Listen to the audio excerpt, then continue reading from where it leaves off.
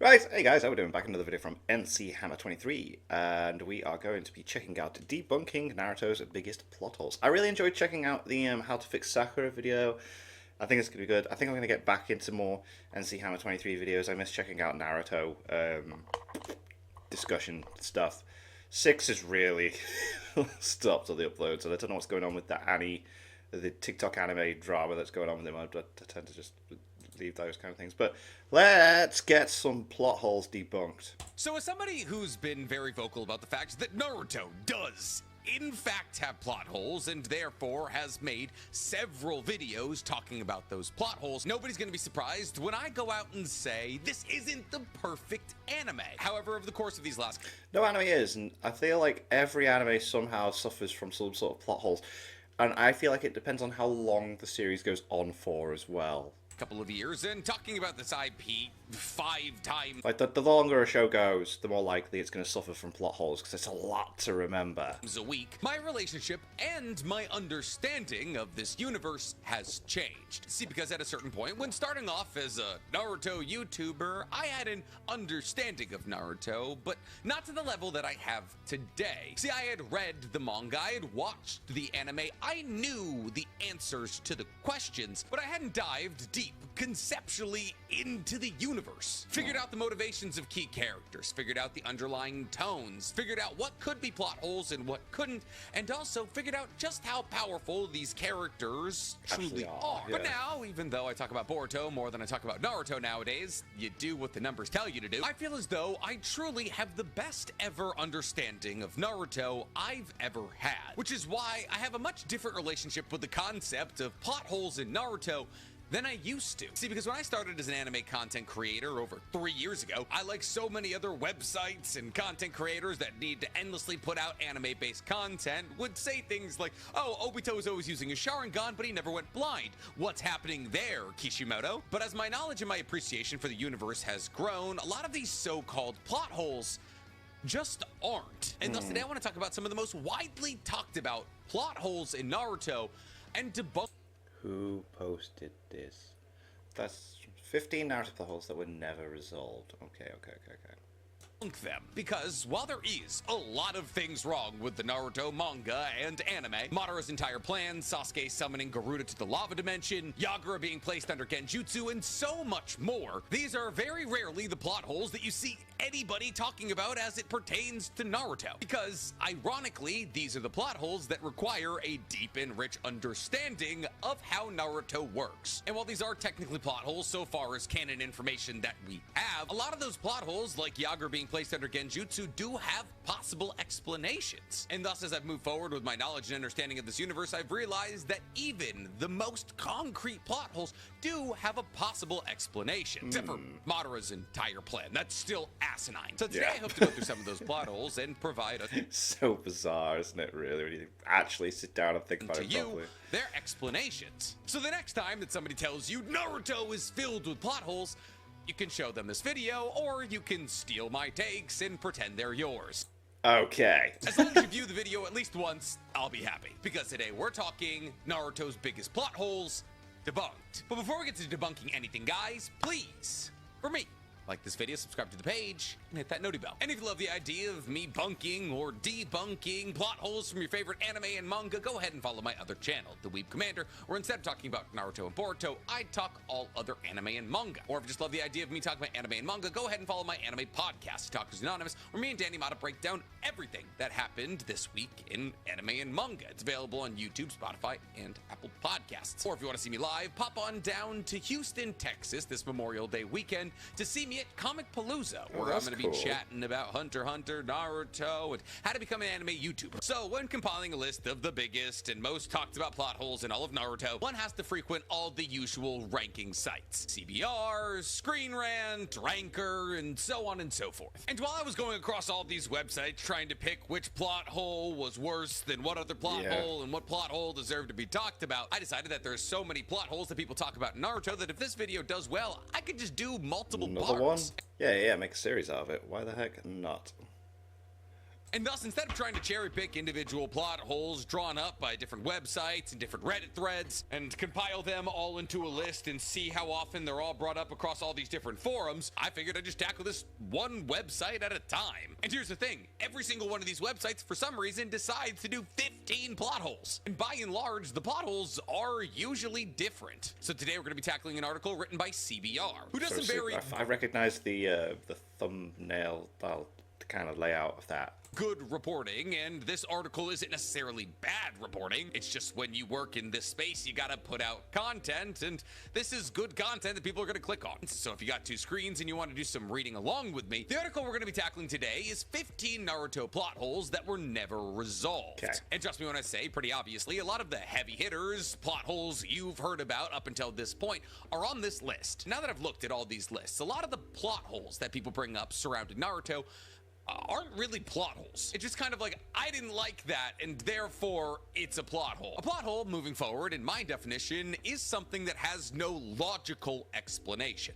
Yeah, that is it. Yeah, most people tend to just, like you said, it's usually outrage, and then it's like, no, it's not a plot hole, it's just something you weren't happy. Yeah. Confused by something doesn't make it a plot hole. But enough of the semantics and the rules breakdown. Let's get into this list, because there is 15 plot holes to get into. So coming in at number 15, we have Sakura's development stopped for no real reason. This plot hole essentially states that post-time skip, Sakura in early Shippuden was very clearly making some steps towards progress, as she played a central role in the battle against Sasori alongside Brain Ichigo. On top of that, it was revealed that she had trained with Tsunade for 3 years during the time skip, and thus people were optimistic about her getting more powerful. But then in the middle of Shippuden, for some reason, Sakura's progress just kind of halted. And objectively, this is true. Yeah. Kind of. See, well, yes, the middle of Shippuden sees massive upgrades for both Naruto and Sasuke almost constantly, as Naruto gets Sage Mode and unlocks the Rasen Shuriken and gets KCM-1, and Sasuke gets his MS, and then his EMS, and then a Rinnegan. But while Sakura doesn't have these incremental upgrades that go alongside the other members of Team 7, what she does have is a massive reveal in the War Arc that she's now able to use the strength of 100 seal, something that she had been working on and storing chakra for years. Yeah, and for while the reveal right of the strength of 100 it, seal does not put Sakura on equal terms with Naruto or Sasuke, she does enter into the battle against Kaguya as the only person in Team 7 without Sage of Six Pass chakra, and lands a hit on Kaguya, which others will say is a plot hole because Kaguya, who has a she's got 360-degree vision, should have been able to see Sakura. But it's important to note that the Byakugan has a blind spot, and that Sakura attacks from that blind spot. For those of you who don't remember, the Byakugan has a blind spot that peeks out above the second vertebrae in your neck. This is why Kidomaru in the battle against Neji was trying to fire arrows into this blind spot. And Sakura is aware of this blind spot. She's a medical genius who's been running alongside Neji and Hinata for a long time. Yes. And if Kidomaru knows about the Byakugan blind spot, then we can safely assume that Sakura does. Surely. And thus Sakura went into a battle against a literal god without the boost that everybody else on her team got, and still was the only reason Naruto and Sasuke were able to seal her in the first place. So yes, I will agree that Sakura doesn't get as many incremental upgrades as Naruto or Sasuke does in the middle part of Shippuden. The idea for Sakura was never to have her be some kind of godbuster like the two of them. On top of that, her ability to collaborate with Tsunade to summon more of Lady Katsuyo onto the battlefield of the Fourth Great Shinobi World War was the only reason that only 20,000 shinobi died in the Shinobi Alliance. One of those shinobi very much being Tsunade, who Lady Katsuyo literally pieces back together. Coming up at number 14, we have Danzo could have easily attacked the Hidden Leaf earlier. Now,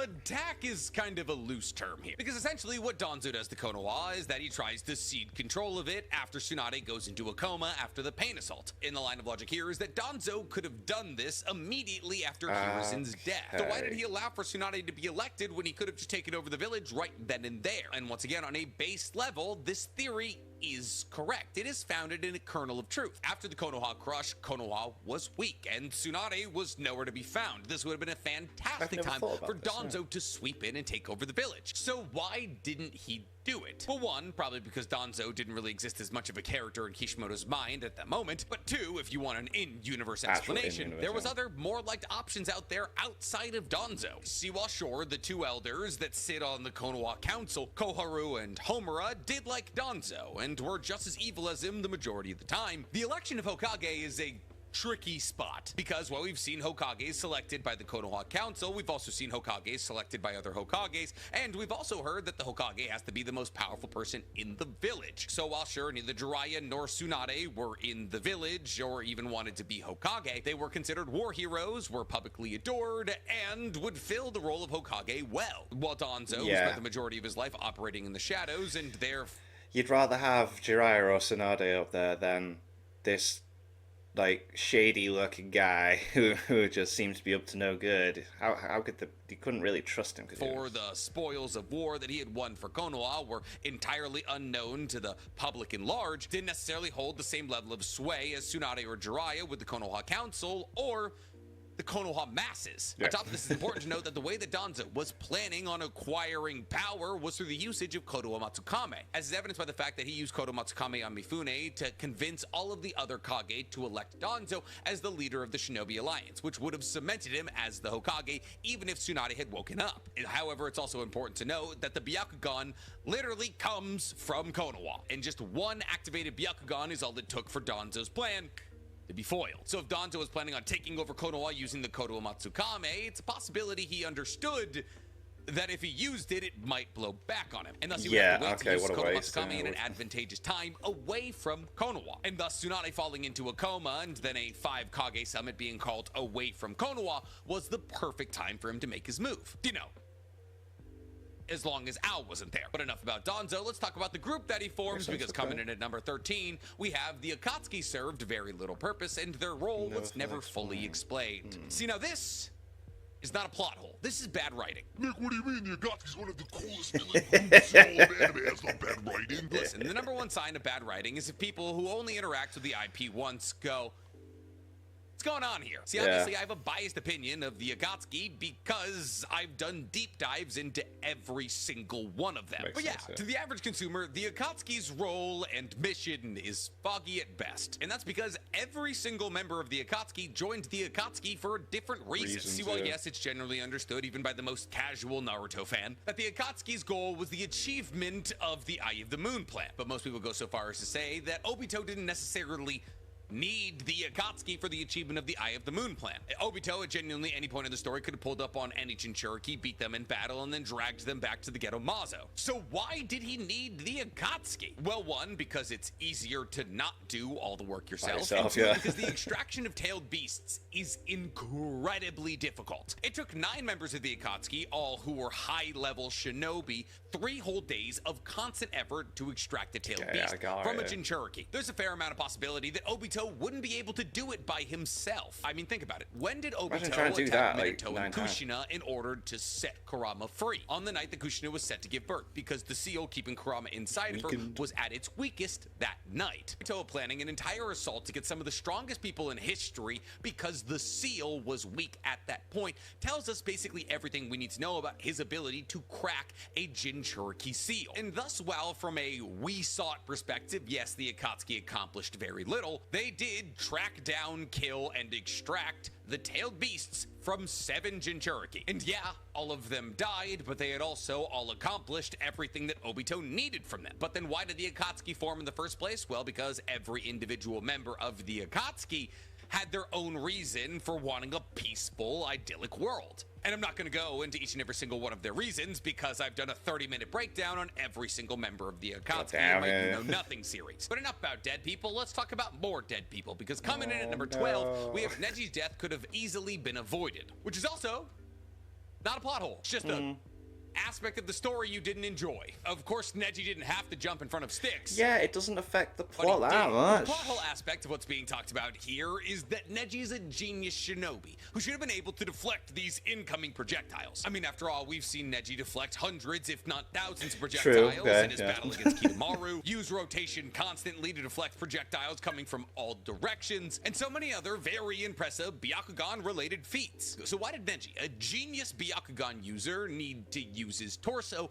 to stop these giant splinters. Well, one, if you've watched Neji's death scene enough, you'll know that literally just before he dies, in response to the onslaught of fence posts being fired all across the battlefield, Neji says, "There's so many, my rotation can't keep up." On top of this, at this current moment, Naruto wasn't handing out version 1 clothes. And if you remember anything about rotation, you'll remember that it is massively chakra depletive. Okay, well then why didn't he just use Gentle Fist to redirect the giant splinters? Well, mostly because Gentle Fist isn't that strong. We've literally never seen a Byakugan user do that. Hinata uses Air Palm, Hayashi uses Vacuum Wall, all done very specifically to not make contact with the giant woodies. But if you know anything about the Byakugan, you'll know things like Air Palm and Vacuum Wall are not continuous strike attacks. And there was 3 wood projectiles heading towards Hinata and Naruto. But Neji's capable of using Air Palm, isn't he? Yeah.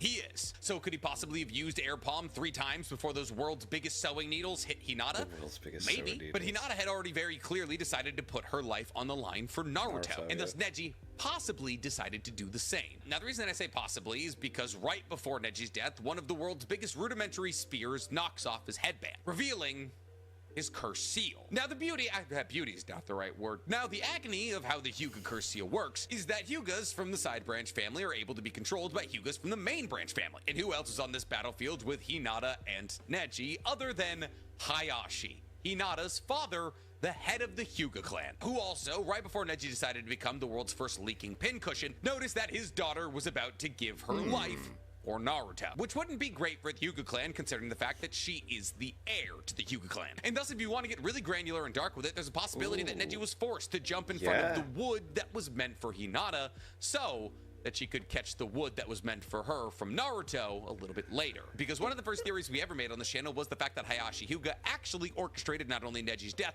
but also the birth of Naruto and technically Himawari. Maybe we should retouch on that one. That one was fun. But enough about plot holes we can easily debunk, because coming up at number 11, we have the Eye of the Moon plan was flawed from the start. Which, some uphill sledding if you want to try and debunk it. See, here's the thing about the Eye of the Moon plan. Every individual person who's invested in making it into possibilities, rationale for wanting it to happen, makes sense. Madara wants to live in a world where Chiha and Senju don't have to battle and wants to find true peace. Obito was sick of the needless death in the ninja world and therefore wants to live in a place where that can be eradicated, and so on and so forth. However, the plan itself is stupid. See, Obito himself admittedly wants the Eye of the Moon plan to happen so no more needless death happens. Except if the entire world is under a genjutsu, everyone will die eventually. In like 3 days, actually. But Nick, the world tree wraps everybody up. They didn't know that was gonna happen. The whole idea was just to bounce a genjutsu off the moon that would put everybody in paradise. But like, the human body can only survive 72 hours without water. Top of that, if you want to get further into it, Madara's idea of brainwashing a child, unplugging himself from the Ghetto Mazo, and just hoping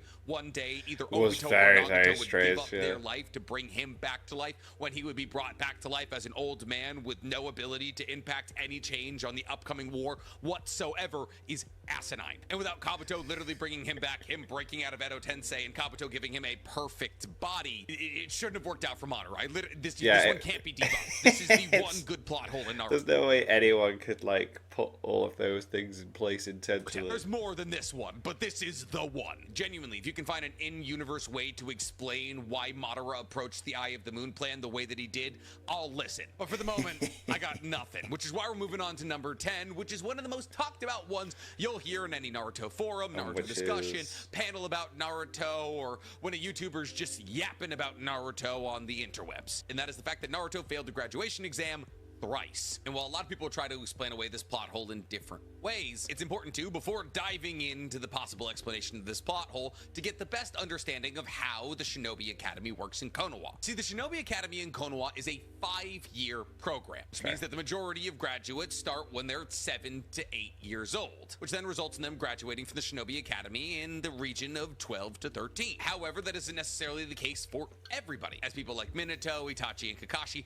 all graduated early because because the Academy didn't really have anything to tell them. Before they were even Genin, they were Chunin level threats, and thus they were able to graduate in 1 to 2 years. However, it is noted in the Itachi light novels that Itachi was the last ever person to graduate early from the Shinobi Academy. And the only reason that Kakashi, Itachi, and Minato were able to graduate early from the Shinobi Academy is because, entirely contradictory to why Tobirama founded the Shinobi Academy in the first place, they wanted these children on the battlefield as fast as possible. Wow. Not great. And thus some people will say that the reason that Naruto was able to fail 3 times but still graduate with people his age is because every single time Naruto was given a test, he failed. And thus Naruto had to keep repeating years. Which would mean, to break it down in a simpler sense, Sasuke and Naruto entered the Shinobi Academy at the same time. But Naruto continually failed his first year while Sasuke and the rest of the Konoha 12 moved on to future grades. However, because of Naruto's explosive change in learning the multi-shadow clone jutsu and defeating a Chunin in battle, Naruto was allowed to skip a bunch of grades and rejoin the Konoha 12. However, this would technically put Naruto in the same category as Itachi, Kakashi, and Minato, who graduated from the academy early. But I don't necessarily subscribe to this theory. The theory that I subscribe to in order to answer this question is that Naruto was put in the Shinobi Academy earlier than 7 or 8. It's just a simpler explanation. Yeah, that is a lot easier to just deal with, the isn't it? Shinobi Academy at 8. Naruto could have been placed into the Shinobi 6. Academy starting at 5. I mean, he was an orphan, living alone, not in the orphanage. Nothing of to which do. Konoha has one. So as to why he wasn't there, that's a question you should actually be discussing. But it would make sense in order to make sure that this child, who is basically a walking nuke, gets as much parental supervision as possible. I was going to say, more eyes on Naruto at the academy, I suppose, than anywhere else in there as well, making sure that, yeah, it doesn't fall into the wrong hands. So would make sense to put him in there early, just to keep an eye on him. Yeah. That you would place them in school earlier than people who have actual parents. And thus Naruto failed the Shinobi Academy 3 times until eventually the Konoha 12 joined and he passed with them. But I'll admit that's just a theory that has no actual backing. So if you wanted to consider this one a plot hole, I genuinely couldn't hold it against you. You know what I can't consider a plot hole? Something that was quite literally answered in a spin-off series. Which is why at number 9 we're talking about how Lee passed the Shinobi Academy exam. I mean, Rock Lee can't use chakra, right? So he wouldn't be able to create a clone of himself, right? Wrong. Kind of. We learned in Rock Lee's Ninja Pals that in order to pass the Shinobi Academy, he just sidestepped so fast he left a literal clone. Yeah, you heard me right. Shinobi Academy could use body flicker, but only to make one visual after image. That's how he passed through the Academy. And if any of you are going to go, oh, but Rock Lee and his Ninja Pals isn't canon, grow up. If a piece of non-canon material answers a question that the canon material never gets to, it's canon. But it is a possible plot hole, albeit an answered one. But you know what isn't a possible plot hole? What's coming in at number 8?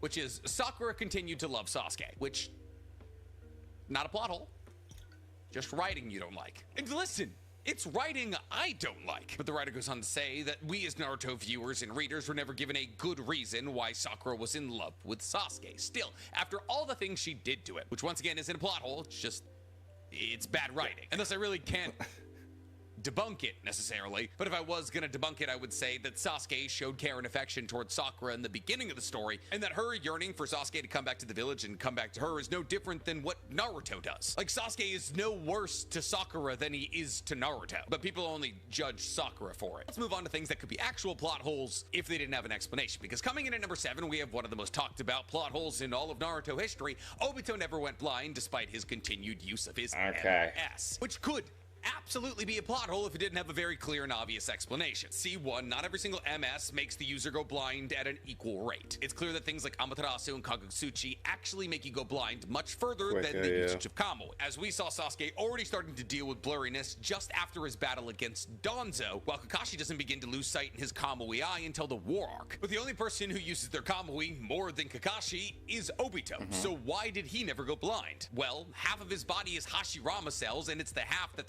Sharingan is on.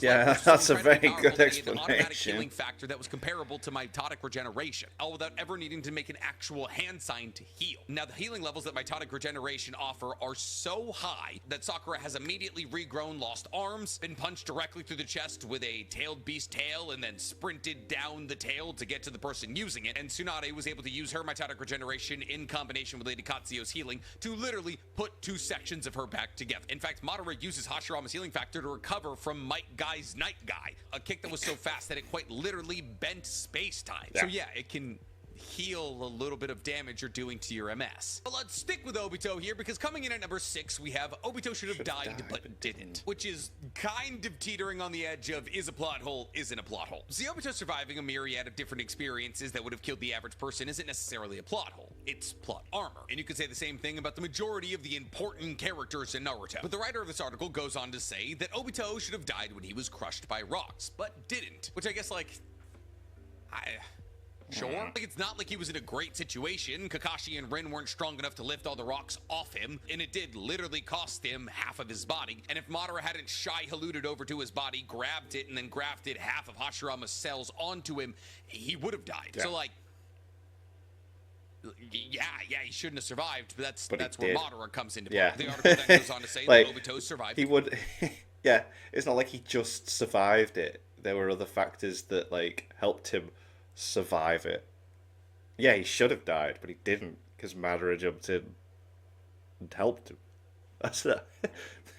The Bijou extraction and a fight against Minato, which, like, yeah, he does, but we also have explanations for both of those things. See, assuming that Minato was able to place a flying Raijin mark on Obito, which we know he was able to do, that meant that if Minato had survived the night of Naruto's birthday, at any point he could have arrived back on Obito's location and killed him. But Minato didn't survive Naruto's birthday, so that wasn't necessarily an issue. Oh, Nick, well then why wasn't Minato able to jump to Obito's location when he came back to life? Well, it's been shown that the only thing that was ever able to remove a flying Raijin mark was you becoming a Ten Tails Jinchuriki. Okay, Nick, then how did he survive the Bijou extraction? Black Zetsu literally says it to him. It's also why he was able to survive Rinne Rebirth. Black Zetsu binds himself to his body and keeps Obito alive. But okay, Nick, well then what about when Black Zetsu was removed from Obito's body? Naruto heals him using his Sun Seal, which is a plot device, but not a plot hole. Also, it's implied that Naruto healing Obito with his Sun Seal is a temporary fix at best. Also, after Obito dies, the reason he's able to pass down his DMS to Kakashi is because he still has 6 Paths Chakra, which Kakashi uses as a unrechargeable battery to power up his DMS mode, and thus to assume that the 6 Paths Chakra he still had pumping through his body was keeping him alive up until that point isn't crazy. So yes, did Obito have an insane amount of plot armor? Absolutely. Yeah. But so do most mainish characters in anime. Both Naruto and Sasuke have a fair amount. Let's move on to number 5, which is one of my favorite plot holes in Naruto to talk about, that nobody ever recognized Naruto to be the son of Minato and Kushina. And I very recently just changed my... Yeah, like, it did take a while. I'll stop just before he gets into it. Like, it did take a while before that was, like, mentioned. So... opinion on this plot hole. And on Superman's hidden identity. See, as all of you know, when I film, I wear blue light glasses. I don't wear glasses when I'm out and about. Now, a lot of you who have spent literal weeks looking at my face might say, oh, this is not that big of a change. Especially when I'm wearing my clear frames, because I left my black frames somewhere. I don't know where they are. I have multiple times in LA at parties met people who were big fans of my channels. However, they didn't know I was me until we followed each other on Instagram. Because... the glasses. No glasses. Crazy. In fact, I get noticed almost 2 to 3 times more at a con if I'm wearing my glasses as opposed to if I'm not. So this has given me a fair amount of perspective on the whole nobody ever figured out who Naruto was thing. But let's dive into it, because objectively it is kind of funny. Because the more you know about Naruto as a universe, the less it actually makes sense. See, if you've read the light novels, you know the reason that everybody knew that Naruto was the Jinchuriki of the Nine Tails is because Danzo leaked that information to everybody after Kurama destroyed the village, so everybody in the village could come together in their hatred of a baby, because Danzo believed that Konoha needed a great unifying force. However, how nobody either wanted to or did figure out that the child who had Kurama in him was the child of Minato Namikaze, when Minato Namikaze was married to the only remaining Uzumaki in the village, Kushina Uzumaki, and Naruto would run into every situation and proclaim himself Naruto Uzumaki, while also happening to look exactly like his father. And yet nobody seemed to question the fact that Naruto seemed to appear right when Kushina and Minato died, and that Naruto had the face and Uzumaki last name of his mother and the hair of his father. And thus it's widely assumed that Naruto would have gotten a whole lot more in the realm of respect if people had realized that he was the Hokage's son. And thus the level of hate and vitriol felt towards Naruto proves the fact that nobody ever figured out that he was Minato's long-lost son. But here's the thing. We're assuming that everybody knew that Kushina was pregnant, which probably the fair-ish amount of people knew. Hiruzen, Minato, Fugaku, friends of the family. But if you've read the Minato one-shot, you'll know that Kushina, while the Jinchuriki of Kurama, was confined in a certain area where her seal, her 8-trigram seal, was the strongest. And while the general point of the Minato one-shot seems to be freeing her from this radius through the power of placing Minato, somebody she loves, within her 8-trigram seal, this means that for a large part of Kushina's life, she was a highly secretive person, somebody who was rarely seen by the Konoha masses. On top of that, it's not like Naruto is the only blonde in Konoha, and the Uzumaki haven't been gone that long, as it's believed that the Uzumaki were wiped out after Kushina came to the village. Thus, the idea that there is still Uzumaki kicking about in a village that has Uzumaki temples isn't that crazy. On top of that, we're just assuming that people didn't know that Naruto was Minato and Kushina's son, which they could have known and just willfully ignored because they were more angry about what Kurama did to the village and their families than who this child's parents were. But I will admit, it is silly, and it is probably a plot hole. And what's even worse is that it's so simple to address. There could literally just be one scene where somebody's like, that's the demon fox, get him, and somebody else is like, no, don't hit him, he's the Hokage's son, and everyone's like, we don't care, he killed our families, and then boom, we're good. But then that would mean Naruto would know who his parents were, which isn't necessarily a bad thing. He could look up to his parents and still be just as excited when he met them. But that doesn't do as much in terms of a big reveal. Yeah, I liked the... When you think about it, it's obvious, but I liked the reveal, finding out that like his dad was the Hokage and all that stuff. But yeah, in universe, doesn't really make sense. But since we can't necessarily debunk that one in a way that satisfies the masses, let's move on to number 4, which is Hinata's fight with Pain needlessly risked her life. Is in a plot hole. Well, I guess technically the way that it's approached is kind of a plot hole. See, the writer is essentially saying here that Hinata should have had bodyguards, that when Hinata went to enter into battle against Pain, she should have been flanked by other members of the Hyuga clan. And there's kind of a through line to a bunch of moments with Hinata throughout the story. See, because Hinata, for good chunks of Naruto's story, is the heiress of the Hyuga clan, the strongest clan in all of Konoha, and is therefore kind of Konoha royalty. Now, when Hayashi kind of gets sick of her weakness, he demotes her from heiress and promotes Hanabi, even though she now appears in Boruto to be the head of the Hyuga clan, and at this moment in time, in this battle against Pain, she was demoted from heiress, and therefore she was just kind of a regular main branch family member of the Hyugas. She is still the eldest daughter of the head of the clan, and before she jumps into battle against Nagato, she's seen with other members of the Hyuga clan. Now, be those members side branch family members or main branch family members, they should be dedicated to protecting Hinata, is at least what the writer says in this article. And while I kind of tend to agree, from like just a visual and narrative storytelling perspective, if Hinata was constantly flanked by guards every time she did something, she would be a non-character. Like, what, are her guards gonna take the Chunin exams with her? Where were her guards when Neji was beating the hell out of her? Where were her guards in the 4th grade Shinobi World War? I guess you could kind of argue Neji was one of them, but still. And also, yes, it's important to note that at this point in time, Hinata was not the heiress to the head of the Hyugas. That was Hanabi, who was being protected. On top of that, Hinata, by the time that the Pain arc came around, was one of the most powerful Hyugas in the entire clan, as her twin Lion Fist is something that we haven't seen any other Hyuga use, and is possibly the strongest Gentle Fist technique we've ever seen. If there's one core sentiment that runs through the entirety of Konoha, it's faithfulness to the village over the clan. This was the sentiment that the Senju tried to drill into the village by basically disappearing. And while the Hyuga definitely have not followed in their footsteps, 1, the Hyuga bodyguards who would have jumped down with Hinata would have been weaker than her, probably, and 2, they had other things to do, like not die like Hinata does. And one of those things might have been protecting the actual heiress of the Hyuga clan, Hanabi. But enough about Hinata, let's talk about some other people with some other weird eyes, because coming in at number 3, we have Itachi didn't kill Danzo when he had every reason to. This is getting tough, because a couple of these I agree with. But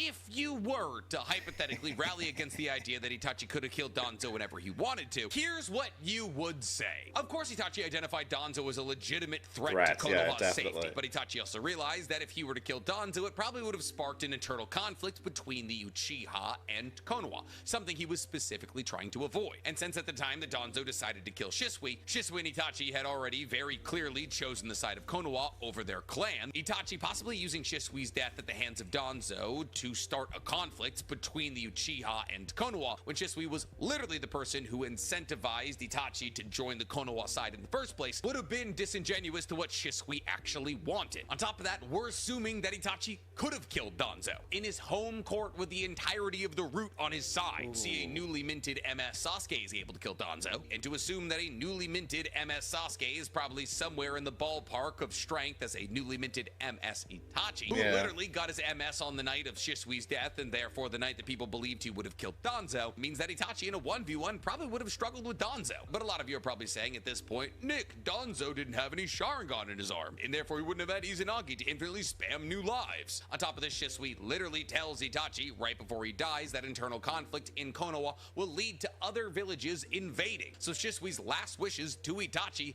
is peace for Konoha, not revenge. On top of this, Itachi understands after the assassination of his clan that Hiruzen no longer trusts Danzo and is gonna keep him in check. At least this is what Itachi thinks, because Hiruzen strips Danzo of his control over the route. This is why Itachi shows back up in Konoha after Hiruzen's death to tell Danzo he's still around and alive and that he can kill him if he ever lays his hands on Sasuke, which is why Danzo never tries anything with Sasuke. But Nick, why didn't you just kill Danzo if you could kill him at any point? Once again, home turf, and Itachi has chakra illness. Itachi doesn't necessarily have the chakra necessary to kill somebody who can come back to life 17 times. Itachi and Kisame versus Danzo and the entirety of the route in their backyard isn't a great fight. So, while I do tend to agree that Itachi should have killed Danzo, if you look at his core motivations, genuinely it wouldn't make sense. So let's move on beyond Itachi to number 2, which is Hiruzen didn't take care of Naruto like he promised. But who would you think paid for the house that he's living in and stuff? I know he doesn't. Right.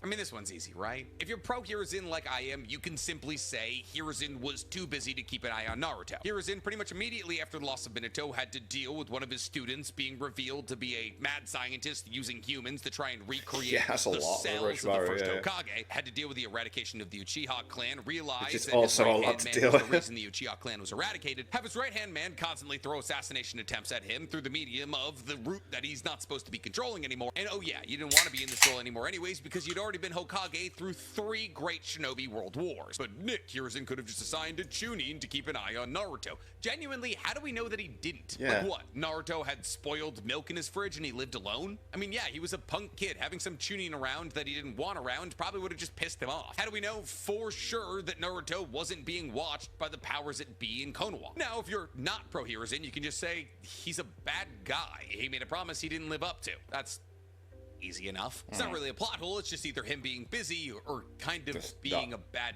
dude. Like people don't have to do everything they're gonna say they do. That's meant to inform to us, the reader, the content of their character. But enough about that crusty old man. Let's get to an even crustier and what's number 1? What is it? I'm excited. Older woman, because coming up at number 1, we have the facts that Naruto and Sasuke killed Kaguya and didn't get karma markings. I think we can all understand that when Kishimoto first started the didn't they seal her though? Idea of Kaguya, the idea of karma marks didn't exist in his brain quite yet. As the first piece of Boruto teaser material he ever put out had Boruto having a KCM2 cloak, not a karma marking. But even if you don't want to look at the back end of it, the behind the pen aspect, there is a theory out there that instead of placing a karma marking on Naruto or Sasuke, Kaguya actually placed the karma marking on Sakura, just behind her strength of 100 sealed diamond, as the karma marking itself is also a diamond. However, it's also important to note the differences in situations between Kaguya and Momoshiki's defeat. See, Momoshiki was killed, full on dead, and Kaguya was sealed, but here's the thing, we don't necessarily know if that seal killed her or not. See, while technically the 4th data book did hint at the fact that Kaguya dies as a result of the 6th Master Tabaku Tensei in her own dimension, the data books have also said that Choji's human tank attack is the strongest ninjutsu move in all of Naruto. So you gotta take statements from there with a bit of a grain of salt. On top of this, there's plenty of theories out there that Black Zetsu was actually Kaguya's karma mark, which makes sense as Black Zetsu claimed to be the manifestation of Kaguya's will, which is in essence exactly what a karma marking is just when applied to a human body. And when you consider the fact that it was Black Zetsu who punched a hole in Madara's body and manifested Kaguya, Black Zetsu being Kaguya's karma marking makes a fair-ish amount of sense. And what do we know about karma markings? When one of them manifests, all others disappear. And since Black Zetsu was thrown into the same 6th Master Tabaku Tensei as Kaguya, and therefore was manifested at either the time of her sealing or her death, it's safe to assume that you wouldn't be able to place a karma marking on anybody else. There's also the issue of compatibility. See, Momoshiki placed a karma marking on Boruto, but not Naruto or Sasuke. Now, while one could say this is because Boruto was the one delivering the final Rasengan, Naruto's chakra was a huge part of that, but Momoshiki had compatibility and interest in Boruto. It's a possibility that Kaguya didn't have compatibility with Naruto and Sasuke, as they were reincarnations of her literal children, who she also could have imprinted karma markings on in the first place. On top of that, Kaguya, if she does die in the 6th Pashtabaka Tensei, dies in a much different way from Momoshiki. She essentially becomes a massive gravity well that absorbs a moon amount of debris around her until eventually she's either sealed or killed. While Momoshiki was killed by a massive Rasengan from Boruto, meaning Boruto was much closer to Momoshiki than Naruto and Sasuke were to Kaguya. So yeah, neither of them ended up receiving karma markings for a possible litany of reasons. And with that, that's all 15 plot holes, cool. 13 of which are pretty easily debunkable. I'm sorry, Madara's plan is stupid, and yes, people should have recognized Naruto. If you guys have an explanation for why people weren't able to identify Naruto, or an explanation as to why Madara's plan wasn't as dumb as I think it is, tell me in the comments below. And why it goes down there, please, for me, like this video, subscribe to the page, and hit that noti bell. I'm gonna go play pickleball. Okay. Well, that was fun. Yeah, I hope he does more. I'm going to check out some more MC Hammer. He's done it, you know nothing about Minato. Minato being one of my favourite characters. I think that'll be interesting to check out. Thank you to my patrons. If you want to have your name at the end of every video, or want to be able to watch patron-only reactions such as the original Dragon Ball series, link is in the description to the Patreon page. $1 a month is all I ask to help support the channel. It's greatly appreciated. Thank you for that. Thank you all for watching. What do you guys think of that? Guys, look at this. Click like, subscribe if you haven't already. Leave comments down below. Let me know what I should watch and discuss in future videos. And see you guys all, guys. Next time.